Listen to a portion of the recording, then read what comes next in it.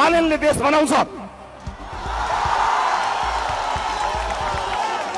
बालेनले हाम्रो सपना पूरा गर्छ।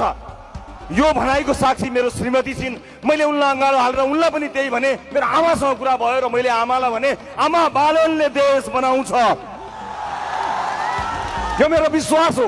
बालेन्द्र शाहले एउटा प्रशासकीय अधिकृत माग्दा पाएनन्।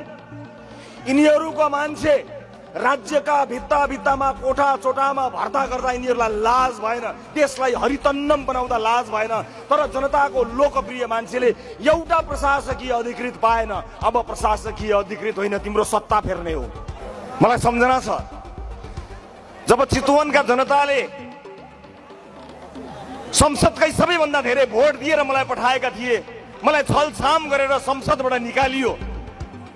हिजो सबैभन्दा धेरै भोट ल्याउने सांसद भएको थिए, अब सबैभन्दा धेरै मत ल्याउने पार्टी बनेर संसदमा जानेछौँ। रवि लामिछाने र बालेन शाह बीचको वार्ता 5 मिनेटमा सकिएको हो। बाँकी त हामीले एकअर्कालाई चिन्नका लागि मात्र समय खर्च गरेका हौँ। जब देशको हितलाई केन्द्रमा राखिन्छ नि, त्यतिखेर कुनै वार्ताको नाटक गरिरहनु पर्दैन। तर आफ्नो हितलाई राख्यो भने मात्रै यो वार्ता हुने।